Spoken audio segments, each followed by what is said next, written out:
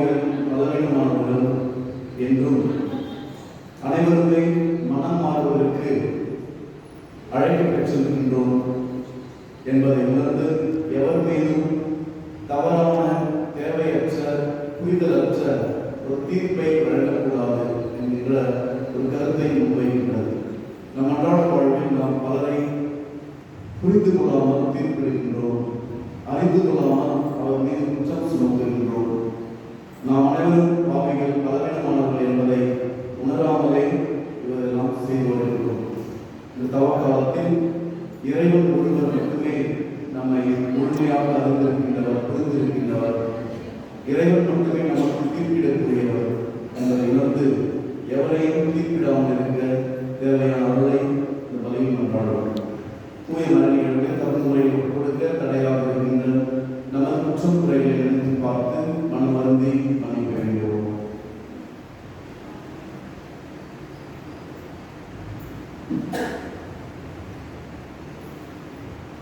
எங்களை ஆய்ந்து அறிந்திருக்கின்ற ஆண்டவரே இரக்கமாயிரம்.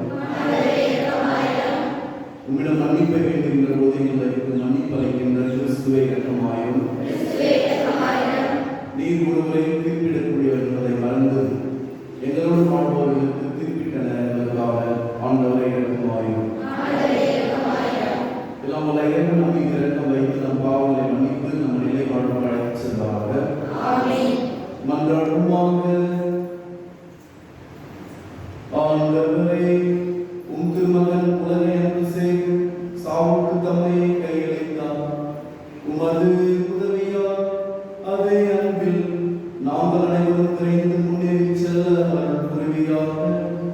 உமது தூய ஆவியாரின் ஒன்றிப்பில் இறைவனாய் என்றென்றும் வாழ்ந்து ஆட்சி செய்கின்ற எங்கள் ஆண்டவர் உம் திருமகனுமாகிய இயேசு கிறிஸ்து வழியாக உம்மை மன்றாடுகின்றோம்.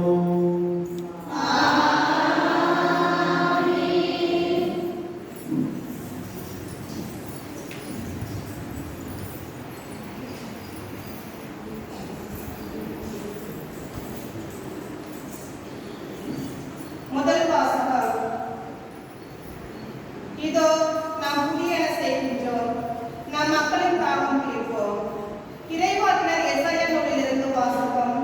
அதிகாரம் 43, இறைவார்த்தைகள் 16 முதல் 21 முடிய. கடலுக்குள் வழியை ஏற்படுத்தியவரும் பொங்கி எழும் நீர் நடுவே பாதை அமைத்தவரும் தேர்களையும் குதிரைகளையும் படைவீரரையும் வலிமை மிக்கோரையும் ஒன்றாக கூட்டி வந்தவரும் அவர்கள் எழாதவாறு விழச் செய்து திரிகளை அழைப்பது போல் அவர்களை அழித்தவருமாகிய ஆண்டவர் கூறுவது இதுவே. முன்பு நடந்தவற்றை மறந்துவிடுங்கள், முற்கால நிகழ்ச்சி பற்றி சிந்திக்காதிருங்கள். இதோ புது செயல் ஒன்றை நான் செய்கின்றேன், இப்பொழுதே அது தோன்றிவிட்டது. நீ அதை கூர்ந்து கவனிக்கவில்லையா? பாலை நிலத்தில் நான் பாதை ஒன்று அமைப்பேன், பாழ்வெளியில் நீரோடைகளை தோன்றச் செய்வேன். காட்டு விலங்குகளும் என்னை புகழும், புல்ல நரிகளும் தீக்கோழிகளும் என்னை பெருமைப்படுத்தும். ஏனெனில் தேர்ந்தெடுக்கப்பட்ட என் மக்களுக்கு பாலை நிலத்தில் குடிக்க கொடுப்பேன், பாழ்நிலத்தில் நீரோடைகள் தோன்றச் செய்வேன். எனக்கென்று நான் உருவாக்கிய இந்த மக்கள் என் புகழை எடுத்துரைப்பார். இது ஆண்டவர் வழங்கும் அருள் வாக்கு.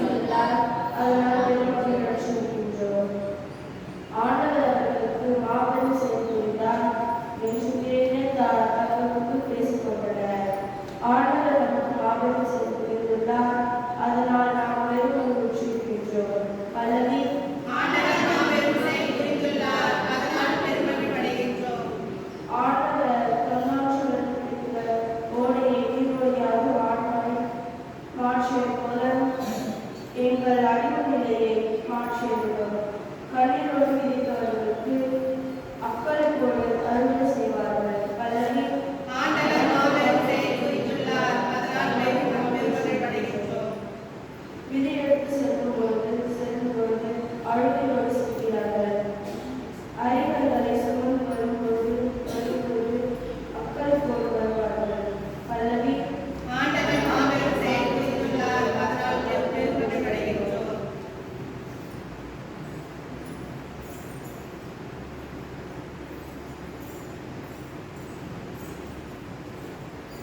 இரண்டாம் வாசகம். கிறிஸ்துவின் பொருட்டு நான் அனைத்தையும் இழந்துவிட்டேன். சாவின் தவறை ஒத்திருக்கவும் விரும்புகிறேன். திருத்தூதர் பவுல் பிலிப்பியருக்கு எழுதிய திருமுகத்திலிருந்து வாசகம். அதிகாரம் 3 இறைவார்த்தைகள் 8 14 முடிய. சகோதர சகோதரிகளே, உண்மையில் என்னை பொறுத்தமட்டில் என் ஆண்டவராம் இயேசு கிறிஸ்துவை பற்றி அறிவே நான் பெரும் ஒப்பற்ற செல்வம். இதன் பொருட்டு மற்ற எல்லாவற்றையும் இழப்பாக கருதுகிறேன். அவர் பொருட்டு நான் அனைத்தையும் இழந்துவிட்டேன். கிறிஸ்துவை ஆதாயமாக்கிக் கொள்ள எல்லாவற்றையும் குப்பையாக கருதுகிறேன். கிறிஸ்துவோடு இணைந்திருப்பதற்காக தான் நான் இவ்வாறு கருதுகிறேன். திருச்சட்டத்தின் அடிப்படையில் நான் கடவுளுக்கு ஏற்புடையவனாக இயலாது. கிறிஸ்துவின் மீது கொண்டுள்ள நம்பிக்கையால் தான் அவருக்கு நான் ஏற்புடையவன் ஆக முடியும். இந்த ஏற்புடைமை கடவுளிடமிருந்து வருவது. நம் நம்பிக்கையை அடிப்படையாக கொண்டது. கிறிஸ்துவையும் அவர் தம் உயிர்த்தெழுதலின் வல்லமையையும் அறியவும் அவருடைய துன்பங்களை பங்கேற்று சாவில் அவரை ஒத்திருக்கவும் விரும்புகிறேன். அப்பொழுதுதான் நாமும் இறந்தோருடன் உயிர்த்தெழ இயலும். நான் இவற்றை ஏற்கனவே அடைந்துவிட்டேன் என்றோ நிறைவு எய்திவிட்டேன் என்றோ சொல்வதற்கில்லை. இயேசு கிறிஸ்து என்னை ஆட்கொள்வதற்கான நோக்கம் நிறைவேறுவதற்காக தொடர்ந்து ஓடுகிறேன். அன்பர்களே, இந்நோக்கம் நிறைவேறிவிட்டது என நான் எண்ணவில்லை. ஆனால் ஒன்று மட்டும் செய்கிறேன். கடவுளை மறந்துவிட்டு முன்னிற்பதை கண்முன் கொண்டு பரிசு பெற வேண்டிய இலக்கை நோக்கி தொடர்ந்து ஓடுகிறேன். கிறிஸ்து இயேசுவின் முன் கடவுள் எனக்கு மேலிருந்து விடுக்கும் அழைப்பே அப்பரிசாகும். இது ஆண்டவர் வழங்கும் நல்வாக்கு. இறைவாவுக்கு நன்றி. ஆரன் தன் தந்தையை காப்பது போல ஆண்டவர் நம்மை காத்திடுவார். ஆரன் தன் தந்தையை காப்பது போல ஆண்டவர் நம்மை காத்திடுவார். இப்பொழுதாவது உங்கள் முழு இதயத்தோடு என்னிடம் திரும்பி வாருங்கள். ஏனெனில் நான் அருளிருந்தவர், இரக்கமிக்கவர் என்கிறார் ஆண்டவர். ஆயன் தன் மந்தையை காப்பது போல ஆண்டவர் நம்மை காத்திடுவார். ஆண்டவர்களோடு இருப்பாராக. உம் ஆன்மாவோடும் இருப்பாராக. யோவான் எழுதிய தூய நற்செய்தியிலிருந்து வாசகம். ஆண்டவரே, மாட்சி உமக்கே. அக்காலத்தில் இயேசு ஒலிவ மலைக்கு சென்றார். பொழுது விடிந்ததும் அவர் மீண்டும் கோவிலுக்கு வந்தார். எழுதிக் கொண்டிருந்தார். ஆனால் அவர்கள் அவரை விடாமல் கேட்டுக் கொண்டிருந்தார். அவர் நிமிர்ந்து பார்த்து, உங்களுக்கு பாவம் இல்லாதவர் முதலில் இப்பெண் மேல் கல் எறியட்டும் என்று அவர்களிடம் கூறினார். மீண்டும் குனிந்து கரையில் எழுதிக் கொண்டிருந்தார். அவர் சொன்னதை கேட்டதும் முதியோர் தொடங்கி ஒருவர் பின் ஒருவராக அவர்கள் யாவரும் அங்கிருந்து சென்று விட்டார்கள். இறுதியாக இயேசு மட்டும் அங்கே இருந்தார். அப்பெண்ணும் அங்கே நின்று கொண்டிருந்தார். இயேசு நிமிர்ந்து பார்த்து, அம்மா, அவர்கள் இங்கே, நீர் குற்றவாளி என்று எவரும் தீர்ப்பிடவில்லையா என்று கேட்டார். அவர், இல்லை ஐயா என்றார். இயேசு அவரிடம், நானும் தீர்ப்பளிக்கவில்லை, நீ போகலாம், இனி பாவம் செய்யாதே என்றார். ஆண்டவரின் அருள்வாக்கு.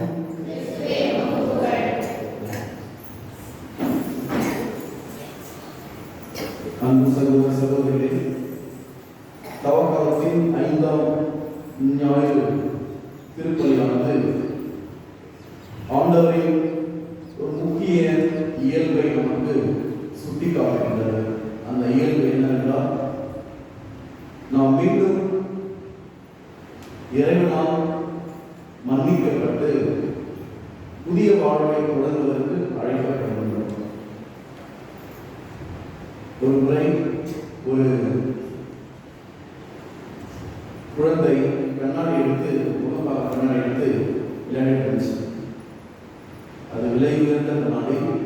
அது அவருடைய பெற்றோர்கள் அந்த குழந்தையின் தாய்க்கு தாத்தா அளித்த ஒரு பரிசு.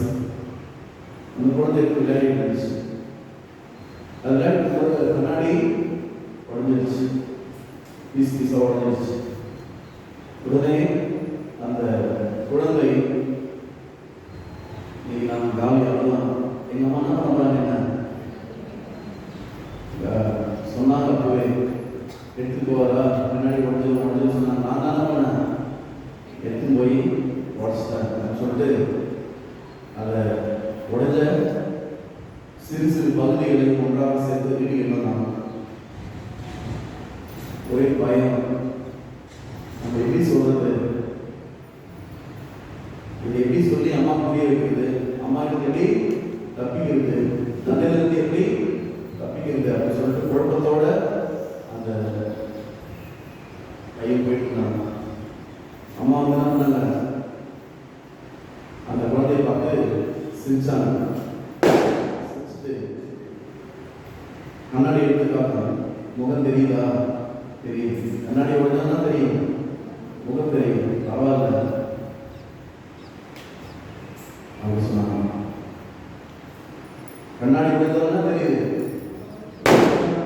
தெரியுங்கிறது, அதனால கவலைப்படாத, கண்ணாடி முக்கியம் இல்லை, யார் முக்கியம், நீங்க தான் முக்கியம் அப்படின்னு சொன்னாங்க. அன்புக்குரியவர்களே, இந்த ஒரு சிறிய நிகழ்வு, பாவம் என்பது பாவி என்பது இரண்டு முக்கிய சிந்தனைகளை நாம் வைக்கிறோம். பாவத்தை கடவுள் இருக்கின்றார், பாவிகளை கடவுள் அன்பு செய்கிறார். பாவம் வேற, பாவி வேற. கடவுள் இந்த உலகத்தில் எல்லா பாவிகளையும் உடனுக்குடனாக கொள்ள வேண்டும், உடனுக்குடனாக தண்டிக்க வேண்டும், அவர்கள் செய்த பாவங்களுக்கு ஏற்ப அவர்களை தண்டிக்க வேண்டும் என்று கடவுள் திட்டமிட்டிருந்தார். இந்த உலகத்தில் எல்லாருமே என்ன வருவான், கடவுளின் தண்டனையை உடனுக்குடனாக பெற்றவர்கள். எடுத்துக்காட்டாக இந்த கையால் ஒரு பாவம் செஞ்சார், உங்கள் மனைவி நீங்கள் செஞ்சுங்க, இந்த கை கட்ட உன் மனைவியை நான் கொடுத்த உன் மனைவியை நீ கை நீட்டி அடிச்சல, இந்த கை கட்டு, நீ நைட்டே கட்டு, காலையில் பார்த்தா கை கட்டு. ஒரு வயலை அடிச்சிருப்பீங்க, எத்தனை முறை அடிச்சிருப்பீங்க? இந்த காலை எப்படி வச்சுங்க, இந்த காலெல்லாம் எப்படி வச்ச, இந்த காலை கட்டு. ஒரு முறை காலை எப்படி வச்சிருப்பாங்க? சரி, இந்த வாயால் தான் பேசினேன், நாக்கு கட்டு அப்படின்னா எத்தனை நாள் இருக்குது? ஒரே நாள் தான் இருக்குது. அப்புறம் கடவுள் எல்லாத்தையும் தண்டிக்க ஆரம்பிச்சாங்கன்னா இந்த உலகத்துல எல்லாம் எப்படி இருப்பாங்க? கண்ணு இல்லாதவங்க, கை கால் இல்லாதவங்க, நுண்ணி மலம் பூ சூடு செய்து இதுதான். ஆனால் எல்லாரும் அப்படியே இருக்கிறோம், எல்லாருக்கும் எல்லாமே இருக்குது, நிறையவே இருக்குது அப்படின்னு சொல்லுது. எல்லாமே இருக்குது, நல்லாவே இருக்குது. ஜெயிச்சந்திரன் பார்க்குறீங்களா? எல்லாமே இருக்குது, நல்லாவே இருக்குது. எதனால் அது? கடவுளின் இரக்கம். நீ எவ்வளோ பாவம் செய்ய நல்லாவே கடவுள் தெரியும். ஆனால் கடவுள் என்ன பண்ணுறதில்ல, தண்டிக்கிறது இல்லை, வழி வாங்குறதில்ல. சரி பரவாயில்ல, செகண்ட் சான்ஸ் ஒருவேளை நாளைக்கு திருநாள் திருந்தார், நாளைக்கு வந்து மனைவினா நாங்கள் அடிக்காம உதைக்காம நீட்டாம அப்படின்னு கடமைச்சாரு. மீண்டும் மீண்டும் கடவுள் வாய்ப்பை கொடுத்து கொண்டே இருக்கிறார். இதுதான் கடவுளுடைய இயல்பு. கடவுளுடைய இயல்பு தான் மன்னிக்கிறது தான் கடவுளுடைய இயல்பு. இன்றைய நற்செய்தியில் விபச்சாரத்தில் பிடிப்பட்ட பெண்ணை கூட்டிட்டு வராங்க. இதுக்கு முன்னாடி இந்த ஹிஸ்டாரிக்கல் பேக்ரவுண்ட் நம்ம தெரிஞ்சுக்கிட்டு நல்லதா. இது திருவிழா நேரம், யூதர்களின் திருவிழா அண்மையில் வரவிருந்தது அப்படின்னு இந்த யோவான் நற்செய்தி நேரத்தில் இருக்கும். திருவிழா நேரம்னா இருக்கும், ஒரே ஆட்டம் பாட்டம் கொண்டாட்டம் அதெல்லாம் இருக்கு இல்லையா? இருக்குமா இருக்காது? உங்களுக்கு திருவிழா நேரத்தில் பிடிக்காம இருப்பீங்க, எல்லாரும் பிடிக்காங்களா இல்லையா? ஏன் பிடிக்காங்க? என்ன தெரியுது? குடிச்சாதான் கோயிலுக்கு மாமா மாதம் சொல்லிக்கிறாங்களா? குடிக்கலாம் வெளியே போயிடும் அப்படின்னு சொல்லிக்கிறாங்களா? எங்கேயா சொல்லிங்களா? திருவிழா அன்னைக்கு பிப்ரவரி மாதம் 11ஆம் தேதினா நம்ம எல்லாரும் எல்லா ஆண்களும் தான் பண்ணணும், குடிக்கணும் அப்படின்னு இருந்தா ஆட்டம் போடணும், ஓவரா சீன் போடணும் அப்படின்னு இருந்தா இல்லை. அதுபோல அந்த நேரத்தில் குடியோட சேர்ந்தாலும் இந்த விபச்சார தொழில் பணம் நிறைய சம்பாதிச்சிருப்பாங்க இல்லையா? திருவிழா தான் சந்தோஷமா இருக்கும், குடிக்கிறது ஒரு சந்தோஷம். இந்த மாதிரி பெண்களிடம் செலவு செய்வது ஒரு சந்தோஷம். இது ஒரு பக்கம் திருவிழா நடந்தது. ஆனால் இந்த பிரச்சனை, முக்கியமான பிரச்சனை இது. இயேசுவை பிடிக்க வேண்டும். விபச்சாரத்தில் பிடிப்பட்ட பெண்ணை பிடிக்கிறது ஒரு நோக்கம் கிடையாது. நீ யாரை பிடிக்கணும்? இயேசுவை பிடிக்கணும். எது பிடிக்கணும்? இவர் அளவுக்கு அதிகமாக பேசிக் கொண்டிருக்கிறார், இறைவன் என்று சொல்லிக் கொண்டிருக்கிறார், நல்லதை கற்பிக்கின்றார். அந்த பரிசேயர்கள் மறைமுகர்கள் ஏதோ அவங்க மக்களை ஏமாற்றி பிழைத்து வருகிறார்கள். இயேசு உண்மையை சொல்கிறார்கள். உண்மையை சொல்வதால் இயேசுக்கெல்லாம் நிறைய பேர் போறாங்க. இயேசுவிடம் ஏதோ ஒரு ஆற்றல் இருக்கின்றது, சக்தி இருக்கின்றது. அவர் நோயாளிகளை குணப்படுத்துகின்றார். இப்படியே போனால் என்ன ஆயிடும்? யாரும் நம்ம நம்ப மாட்டாங்க, நம்ம பேச்சு கேட்க மாட்டாங்க. அதனால இயேசு என்ன செக் வச்சு அவரை கவனிச்சு சாகடிச்சு முடிவு பண்ணாங்க. எனவே இந்த நற்செய்தி பகுதியின் உண்மையான நோக்கம் விபச்சாரத்தை பிடிபட்ட பெண் கிடையாது. யார் தான் முக்கியம்? இயேசு தான். இயேசு புரியணும். அதுதான் என்ன பண்றாங்க? விபச்சாரத்தை பிடிபட்ட பெண்ணை கூட்டு வந்திருக்கிறாங்க. மோசே சட்டப்படி விபச்சாரத்தை பிடிபட்ட பெண்ணை கல்லால் இருந்து போடணும். பெண்ணை மட்டும் இல்லை, யார? இயேசு பெண்ணோடு இருந்த ஆணையை கூட்டி வரணும். விபச்சாரம் பெண்ணோடு செய்ய முடியுமா? ஒரு பாலியல் உறவு கொள்வதற்கு ஒரு ஆண் ஒரு பெண் தேவைப்படும். இங்க என்ன பண்றாங்க? ஆண் விட்டாங்க, எஸ்கேப் பண்ண வச்சாங்க. ஏனென்றால் ஆண் எங்க போவாங்க? என்ன இடம் போவாங்க? நாம 1000 இடத்துக்கு போவாங்க. அப்படிதானே? அப்படிதானே? ஆண்களின் தவறுகள், பாவங்கள், குற்றங்கள் பெரும்பாலும் சமூகத்தால் ஏற்றுக்கொள்ளப்படுகின்றது. ஆண்களின் தவறுகள், பாவங்கள், குற்றங்கள்லாம் சமூகத்தால் நடந்தது ஏற்றுக்கொள்ளப்படுகிறது. அவர் ஆம்பளை இங்க ஒரு 12 வருஷம் இருப்பாரு, அங்க ஒரு 4 வருஷம் இருப்பாரு. அதெல்லாம் யார் பேசுறாரு? பேசுறாரு, பெண்கள் பேசுறாரு. ஆனா பெண்கள் எங்கேயாவது போய் ஏதாவது தப்பா நீ வந்து கேரக்டர் சரியில்லை அப்படின்னு அவங்க சொல்லுவாங்க. விபச்சாரத்தில் பிடிப்பட்ட பெண்ணாக தான் தெரியாது, இங்க யாரும் பார்க்க முடியாது. ஏனென்றால் அவர்கள் மோசேயின் சட்டப்படி 2-3 ஐவிட்னஸ் பார்த்த சாட்சிகள் இருக்கும். பார்த்த சாட்சிகள் இருக்கும். சரிங்களா? திருவிழா நேரங்களில் இந்த தொழில் கிளஸ்டரேட் அப்படின்னு சொல்லுவாங்க. விபச்சார தொழிலானது அக்செப்டட். யூதர்களுக்கு தான் இந்த சட்டம் இருக்கின்றது, மோசேயின் சட்டத்தை கல்லால் இருந்தது. ஆனால் யூதர்களின் சட்டங்களுடைய ஆட்சி ஆளுடையது ரோமையர்களுடைய. ரோமைய ஆட்சி தான் அந்த நேரத்தில் இயேசு வாழ்ந்து கொண்டிருக்கிறார். ரோமையர் ஆட்சி இப்படிப்பட்ட ஒரு சட்டம் ஒன்றும் செல்லுபடியாகும். நீங்க என்ன பண்ணீங்க? இந்த சட்டப்படி கல்லால் இருக்க என்ன பண்ணா இறந்துடக்கூடாது. இறந்தால் ஆட்சி மீது பிரச்சனை வரும். ஆட்சி ரோமையர்களுடையது, சட்டம் யூதர்களுடையது. யூதர்கள் சட்டத்தை வைத்து ரோமையர்களை ரோமையர்கள் ஆட்சி ஒரு யூத பெண்ணை உலகம் திட்டம் இருந்தார்கள். இதான் பிரச்சனை. இதுக்கு இயேசு உலகத்துக்கு ரொம்ப எழுதுறாங்க. என்ன சொல்ல இவர் என்ன சொல்றாங்க பாருங்க. மோசேயின் சட்டப்படி இந்த பெண்ணை கல்லால் கொள்ளுங்க அப்படின்னு சொன்னா ஆமாடா கொள்ளுங்க அப்படின்னா இவர் இறைவன் தான் இல்லையா அப்படின்னு இறைவன் இல்லையா அப்படின்னு கேட்பாங்க. கொள்ளாதீங்க அப்படின்னா அப்ப நீங்க மோசேயின் சட்டத்தை மீறினீங்களா, மோசேயின் சட்டத்தை கடைபிடிக்க மாட்டீங்களா அப்படின்னு சொல்லுவாங்க. ரெண்டு பக்கமும் பிரச்சனை. இயேசு ஒரு பக்கம் என்ன பிரச்சனை, கொள்ளுங்க அப்படின்னா உங்களுக்கு கடவுளை தானே பாவிகளை அழைப்பாங்கன்னு சொல்றீங்க. உங்க கடவுள் உன்னை அன்பு செய்யும் போது மற்றவங்களை அன்பு செய்ய சொல்லுவீங்க. அப்ப ஏன் சட்டம் பண்ணி தண்ணியை கேட்பாங்க. அப்ப தண்டிக்கலாம் அப்படின்னா அப்ப மோசேயின் சட்டத்தை மீறினீங்களா கேட்பாங்க.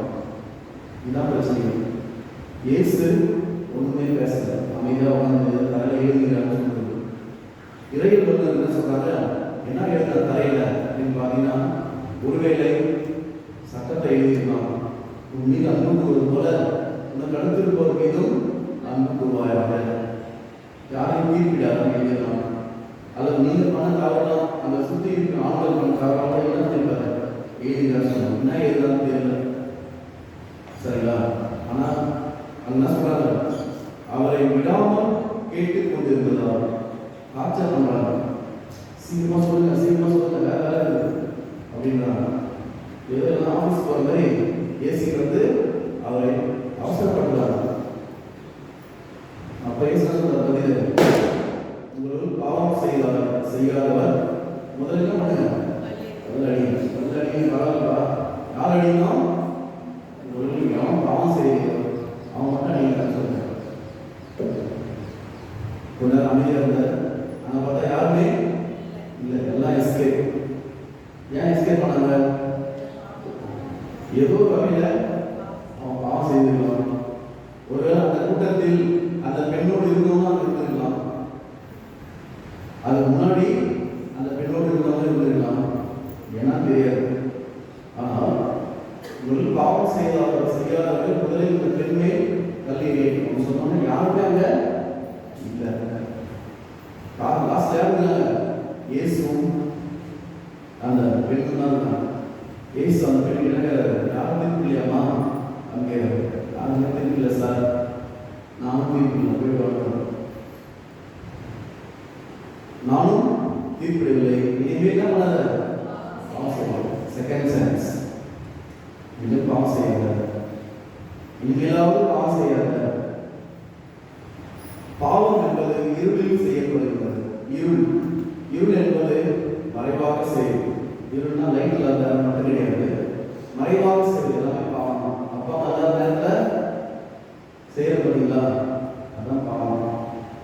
அப்பா அம்மா நேரத்தில் நம்ம மொபைல் ஃபோன் எடுத்து தனியாக போயிடுறோம், போகிறோமா இல்லையா, அதுவும் பாவம்.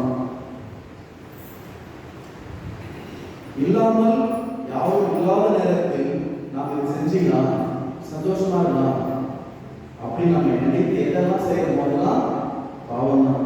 யாருமே இல்லை, யாருமே இல்லாத நேரத்தில் நீங்கள் என்ன செய்கிறீர்களோ அதுதான் நீங்கள். நீங்க யாரும் நினைச்சீங்கன்னா யாருமே இல்லாத நேரத்தில் என்ன நீங்க நினைக்கிறீங்களோ என்ன செய்கிறீங்களோ அதுதான் நீங்கள். அப்ப வீட்டில் யாருமே இல்லை, அப்பா அம்மா இல்லை, நீங்க என்ன செய்றீங்க அதான் நீங்க. எதை பத்தி யோசிக்கிறீங்களோ அதான் நீங்க. என்ன பார்க்குறீங்களோ அதுதான் நீங்க. யாருமே இல்லை, ஏதோ செய்யுங்க, யாருமே பார்க்கல. இது முதல் கருத்து. இரண்டாவது கருத்து, யாருமே பார்க்க நினைக்கூடாது. யார் பார்க்கறாங்க?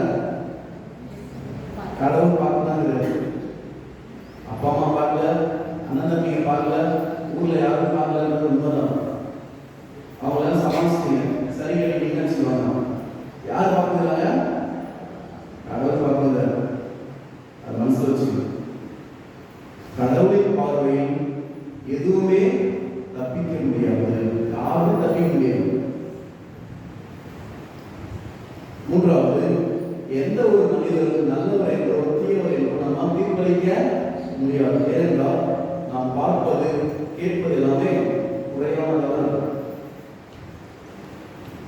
இப்ப நீங்க இவங்க இப்படி பண்ணாம அப்படி பேசலாம் அப்படியே போய் கேள்வி வச்சுங்க. அவன் எந்த கான்டெக்ட்ல சொன்னான், எதுக்காக சொன்னான், ஒழுங்கா கேட்டாருன்னு தெரியாது. நிறைய பேர் என்ன பார்த்து சொன்னேன், நான் சொல்லியே என்னடா நீ தான் சொன்னா, இல்ல அவன் தான் என்ன சொன்னான் அப்படின்னா. ஆனா நேரடியாக வந்து அவங்களே கேட்குவாங்க. அப்ப அவனை போய் கேட்கறான், அவன்கிட்ட ஃபோன் பண்ணா உங்க யாரா சொன்னா எனக்கு உணர்ந்து சொன்னா அப்படின்னா.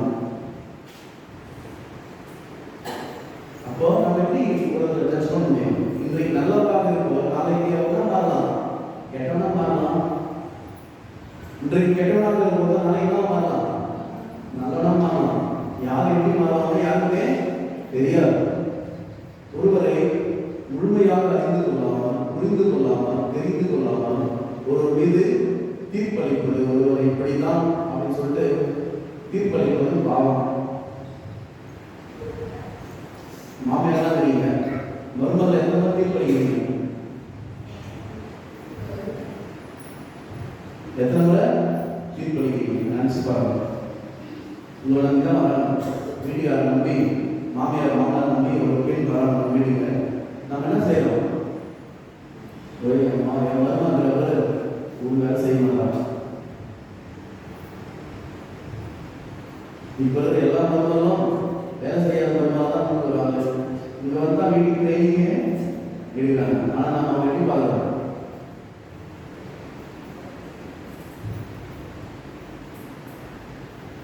பெண்கள் என்றால் அப்படிதான் இருப்பாங்க அப்படின்றது ஆண்கள் ஒரு விதமான பார்வை வச்சிருக்கு. ஆண்களின் பாவங்கள் குற்றங்கள் மறைக்கப்படுகிறது, அதில் ஏற்றுக்கொள்ளப்படுகிறது. பெண்களின் சிறு தவறுகளும் பெரிதாக்கப்படுகிறது, பெரிதாக்க காட்டப்படுகிறது. ஏதோ குடும்ப நடத்துறது மொத்த பொறுப்பு யார் நல்லது? பெண்கள் நல்லது, ஆண்கள் நல்ல முன்னே நல்ல. இறுதியாக இயேசு மட்டுமே நம்மை தீர்ப்பிடக்கூடியவர். ஏனென்றால் இயேசு மட்டுமே நமது எண்ணங்கள், நம் வார்த்தைகள், நாம் தவறு செய்த சூழல் எல்லாவற்றையும் அறிந்துள்ளவர். எனவே நாம் இந்த தவக்காலத்துக்கு ஒரு முடிவு கொள்ளும். யாரெல்லாம் நீங்க கெட்டவர்கள் என்று மனசில் வச்சு பேசாமல் இருக்கிறீங்களோ அவங்க என்ன பண்ணுங்க, ஏற்றுக்கொள்ள முயற்சி செய்யும். ஏனென்றால் கடவுள் உங்களை மன்னிச்சு வாழ சொல்கிறார். அதுபோல நீங்களும் அடுத்தவர்களை மன்னித்து வாழ வைக்க வேண்டும். மன்னிக்கும் பொழுது ஒருவர் வாழவே பெறுகிறார். பாவம் செய்யணும் என்ன பண்ணாம நான் பாவம் பண்ணிட்டேன் அப்படின்னு சொல்றீங்க. கடவுள் பண்ணாரு, இயேசு குருவான வழியாக பாவங்களை மன்னித்து இன்னும் பாவம் செய்யாதீங்க சொல்றாரு. பாவ மன்னிப்பு நீங்கள் பெற்றது, நீங்கள் வீட்டுக்கு போயிட்டா போன அந்த பாவ மன்னிப்பை அடுத்தவங்களுக்கு கொடுக்கணும். உங்களுக்கு எதிராக தவறு செய்தவர்கள், உங்களை இருப்பவர்கள், உங்களை நிந்திப்பவர்கள், உங்களை துன்புறுத்துவர்கள் எல்லாருக்கும் என்ன பண்ண அந்த பாவ மன்னிப்பை கொடுக்கணும். அதான் கடவுள் சொல்றாரு, நீங்கள் பிறர் குற்றங்களை மன்னிக்காவிட்டால் உங்க பாவம் மன்னிக்கப்படாது. நான் தினந்தோறும் ஜெபம் சொல்றேன், எங்களுக்கு எதிராக குற்றம் செய்வரை நாங்கள் மன்னிப்பது போல எங்கள் குற்றங்கள் மன்னிக்கும். நீங்க எப்படி அடுத்தவங்க மன்னிக்கிறீங்களோ அப்படிதான் கடவுள் உங்களை மன்னிப்பார். எனவே கடவுளுடைய அன்பின் அல்லது கடவுளின் மன்னிப்பின் அளவு என்பது நீங்க அடுத்தவங்க மன்னிக்கிற அளவில் தான் உங்களுக்கு கிடைக்கிற அளவு. அளவு யாரு செஞ்சாங்க? கடவுள் செஞ்ச. யாரு செஞ்சீங்க? நீங்க தான் செஞ்சீங்க. நீங்க ஃபுல்லா மன்னிச்சீங்கன்னா கடவுளை ஃபுல்லா மன்னிப்பார். கொஞ்சமா மன்னிச்சீங்கன்னா கடவுளை கொஞ்சமாக மன்னிப்பார். எனவே அளவுகள் யார்கிட்ட இருக்குது? யார்கிட்ட இருக்குது? உங்ககிட்ட தான் இருக்குது. எனவே நாம் சிந்தித்து பார்ப்போம், இறைவனிலிருந்து எந்த அளவிற்கு நாம் இரக்கத்தையும் மன்னிப்பையும் அருளையும் சகிப்புத்தன்மையும் பெறுகின்றோமோ அதே அளவிற்கு நம்முடன் வாழ்பவர்களுக்கும் நாம் அளிக்க முயற்சிப்போம். தவக்காலம் தகுதியுள்ள காலமாக மாறும். நாம் வருகின்ற மீட்பு திருவிழாவை கொண்டாடுவதற்கு தகுதி பெறுவோம். அதற்கான வரத்தை இந்த முறையில் கொண்டாடுவோம். ஆமென்.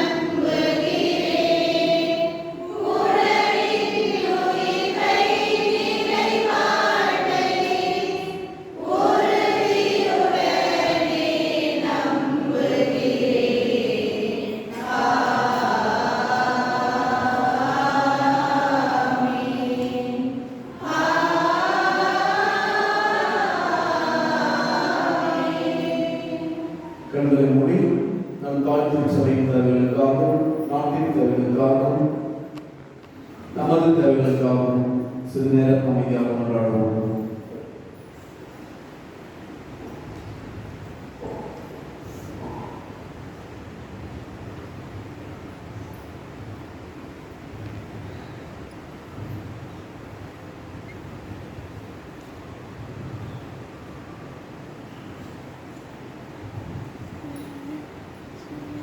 இந்த வாரம் முழுக்க நாம் செய்கின்ற நமது சிந்தனைகள், நமது முயற்சிகள், பயணங்கள், திட்டங்கள் அனைத்தையும் இறைவன் நம்மோடு இருந்து வழிநடத்தி அவற்றை வெற்றி தர வேண்டுமோ.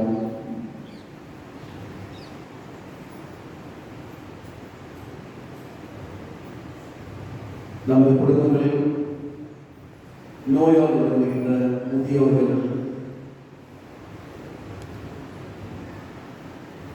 பல்வேறு பிரச்சனைகளில் இருப்பவர்களுக்காக கொண்டாடுவோம்.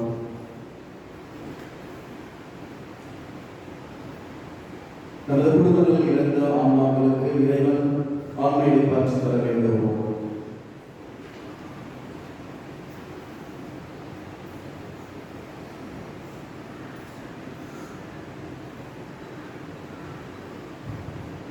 இந்த மன்றாட்டுகளை எங்கள் ஆண்டவராகிய கிறிஸ்து வழியாக பேச்சு மன்றாடுகின்றோம்.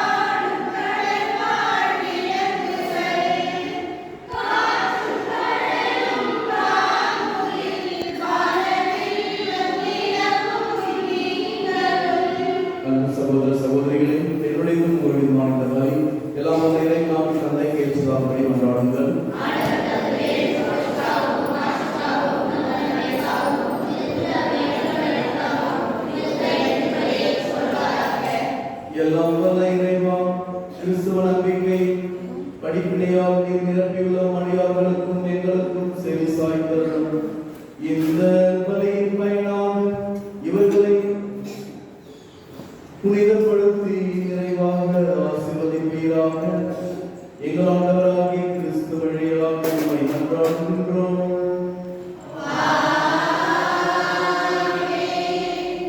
ஆண்டவர் உங்களோடு இருப்பாராக.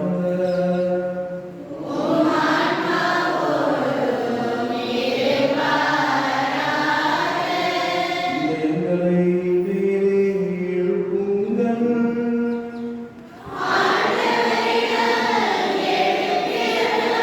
நம் இறைவனாகிய ஆண்டவருக்கு நன்றி கூறுவோம்.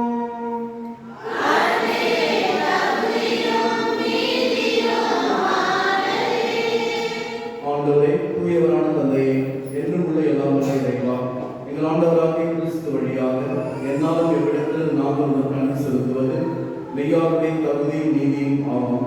எங்கள் கடமை மீட்புக்குரிய செயலும் ஆகும். ஏனெனில் மெய்யான மனிதராகிய அவர் தம் நண்பர் லாசருக்காக கண்ணீர் விட்டு அழுதார். என்றும் உள்ள கடவுளாகிய அவர் லாசரை கல்லலிலிருந்து உயிர் பெற்றச் செய்தார். அவரை மனித இனத்தின் மேல் இரக்கம் கொண்டு தூய மறை நிகழ்வுகளால் எங்களை புதிய வாழ்வுக்கு அழைத்துச் சென்றார். அவர் வழியாக மாண்புக்குரிய உண்மை வானத்துதர்களின் அணிகள் வழிபடுகின்றன. உன் திருமுனை காலத்தில் அக்களிக்கின்றன. அவர்களோடு எங்கள் குரலையும் சேர்த்துக் கொள்ளுமாறு நாங்கள் தாழ்மையுடன் உண்மை இறைச்சி புகழ்ந்து சொல்வதாவது.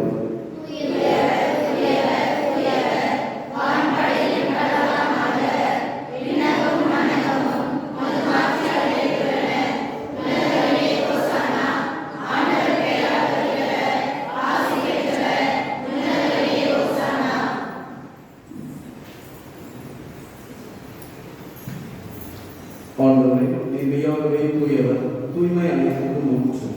ஆகவே இந்த ஆவியை பொழிந்து இக்காணிக்கைகளை தூய்மைப்படுத்த உண்மை கிடைக்கின்றோம். இவ்வாறு எங்கள் ஆண்டவர் இயேசு கிறிஸ்து உடலும் ரத்தமும் நாம் அனைவரும் மாறுவனவாகும். அவர் பாடுபடுவதற்கு கணிந்து நம்மை கையளித்த போது அப்பத்தை எடுத்து நன்றி செலுத்தி அதை விட்டு தம் சீடர்களுக்கு அளித்து கூறியதாவது: அனைவரும் இதிலிருந்து பெற்று உண்ணுங்கள், ஏனெனில் இது உங்களுக்காக கையளிக்கப்படும் என் உடல்.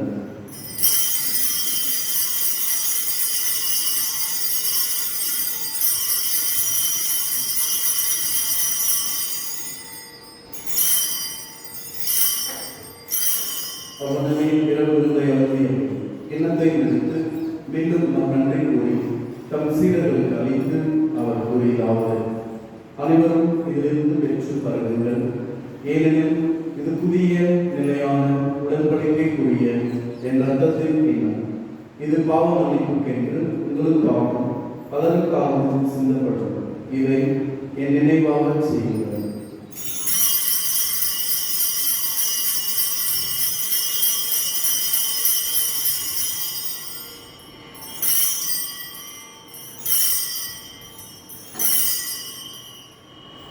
நம்பிக்கையின் மறைபொருள்.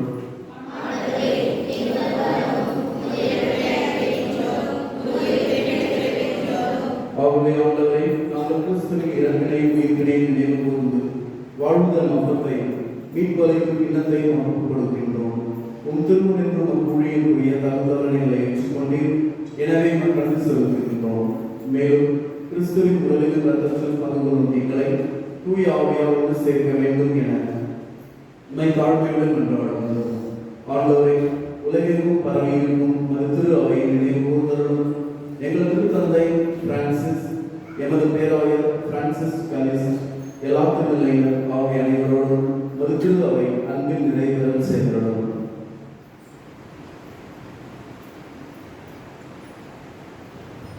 மேலும் உயிர்த்தெழுந்து இருந்தோருடன் துயில் கொள்ளும் எங்கள் சகோதர சகோதரிகளையும் இறந்தோர் அனைவரையும் இரக்கத்துடன் நினைவு கூர்ந்து மது திருமுக ஒளியினுள் ஏற்றவர்களும் எங்கள் அனைவர் மீதும் இரக்கமாயினும்.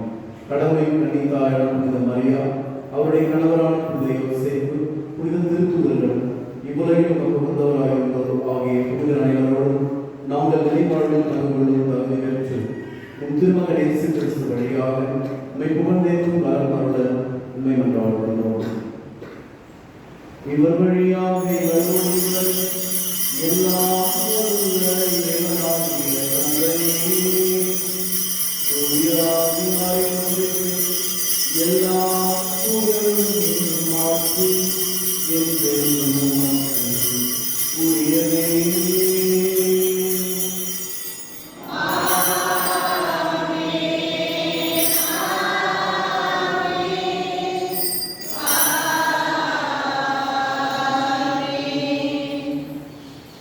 மீட்பரின் கட்டளையால் கற்பிக்கப்பட்டு இறைப்பதிப்பினை அப்பயிற்சி பெற்று நாம் புரிந்து மன்றாடுவோம்.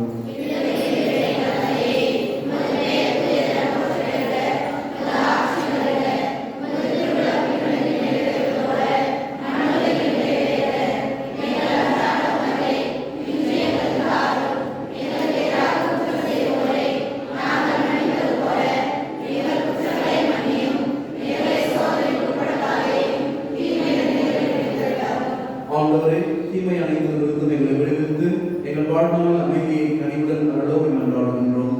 அந்த இரக்கத்தின் உதவியால் நாங்கள் பாவத்திலிருந்து எப்போதும் விடுதலை பெற்று யாதொரு கலக்கமின்றி நலமாயிருப்போமாக. நாங்கள் எதிர்நோக்கியிருக்கும் பேரின்பத்துக்காகவும் எம் மீட்பராகிய இயேசு கிறிஸ்துவின் வருகைக்காகவும் காத்திருக்கின்றோம்.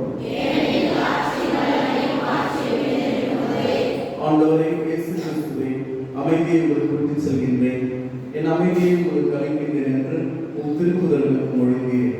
எங்கள் பாவங்கள், குற்றங்கள், பலவீனங்களை பாராமல் மது திரு அவை நம்பிக்கையை கண்ணோக்கி மது திருவுலத்திற்கு ஏற்ப அதற்கு அமைதியும் ஒற்றுமையும் அளித்திருக்கிறார்கள் என்றென்று வாழ்ந்து ஆட்சி செய்கின்றவர் நீரே.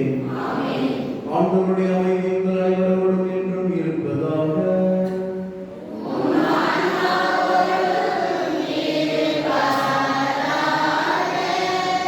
ஒருவருக்கொருவர் அமைதியை கழித்துக் கொள்வோம்.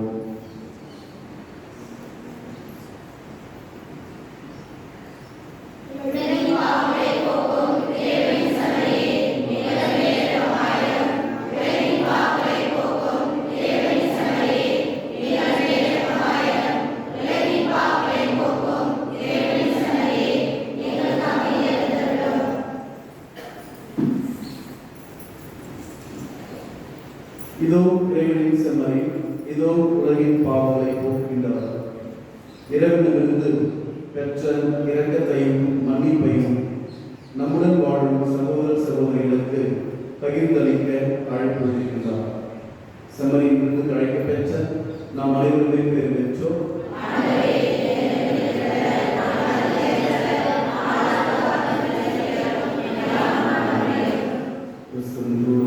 நம்மை காக்கும்.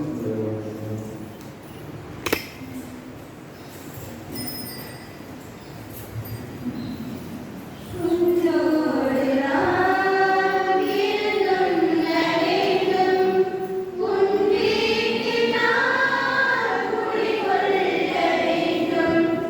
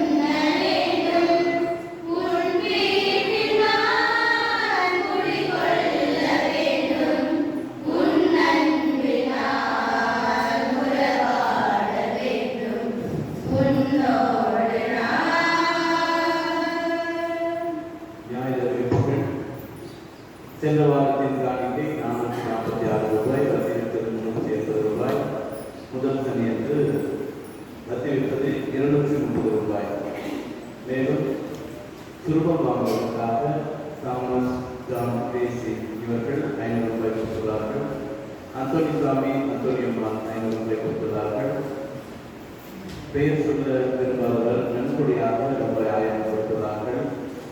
உங்களுக்கானவர்களுக்கு நன்றி. மேலும் திருப்பதி முடிந்தவுடன் தவறாசிரியர் வழங்கப்படும் அன்பிய தலைவர்கள் உங்களுக்கு கொடுப்பார்கள். திருப்பதி முடிந்தவுடன் வாங்கி செல்லுமாறு அன்போடு கேட்டுக்கொள்ளப்படுகிறீர்கள். திருப்பதி முடிந்தவுடன் பொது கொடுக்கப்படும், அதாவது மாதத்தின் முதல் வாரம் ஞாயிற்றுக்கிழமை, சென்ற மாதத்தின் பார்க்கப்படும். மேலும் குடும்ப புத்தகங்கள் உங்களுக்கு தெரியாது. விருப்பப்பட்டவர் போயிட்டு அதிபாரத்தில் உங்களுடைய பழைய புத்தகங்களுக்கு புது வாங்கி கொள்ளலாம். வலைத்தளத்தை அறிவுறுத்தல். மார்ச் மாதம் வரவு செலவுகள் நன்கொடையாக வழங்கப்படும் ரூபாய் 2000. ஏழுமலை நாயுடு துளசி 1000 ரூபாய். வீரப்பாடி பழனி சுமன் 1000 ரூபாய். நெரிசி நன்கொடை 1000 ரூபாய். முதல் சனி கட்டணம் 100 ரூபாய். புடவை பெற்ற பணம் 4360 ரூபாய். கலக்கட்டு வரி பணம் ஜான் ராஜ் 1500 ரூபாய். கேடி அந்தோனி குமார் டீச்சர் அவர்கள் 1000 ரூபாய். ஜஸ்டின் பேபி 1000 ரூபாய். அல்போன்ஸ் சம்பளமரி 500 ரூபாய். மொத்தமாக கையிருப்பு சென்ற மாதம் கையிருப்பு 5106 ரூபாய். வட்டி பணம் 1890 ரூபாய். உண்டியல் பணம் 3563 ரூபாய். மொத்தமாக 23719 ரூபாய். மேலும் மொத்த செலவுகளாக 12431 ரூபாய். கையில் இருப்பது 9887 ரூபாய். நன்றி. மன்றாடுமாக. எல்லாம் வல்ல இறைவா, எங்களுக்கு அருள் புரிய உம்மை வேண்டுகின்றோம். இயேசு கிறிஸ்துவின் உடலையும் இரத்தத்தையும் உட்கொள்கின்ற நாங்கள் அவருடைய உறுப்பினர்களாக என்றும் விளங்குவோமாக. என்றென்றும் வாழ்ந்தாட்சி செய்கின்ற அவர் வழியாக உம்மை மன்றாடுகின்றோம்.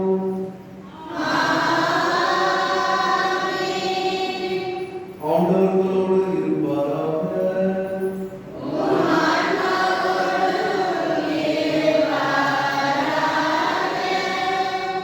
மக்கள் மீது நம்பாட்சி இறைவன் ஆசீர்வாத தலைவனை கொண்டாடுவோம். ஆண்டவரே, உமது இரக்கத்தின் கொடையை எதிர்பார்க்கும் உம்மக்களுக்கு நிறைவான ஆசியை வழங்கியருளும். உமது கூடுதலால் தாங்கள் விரும்புவதை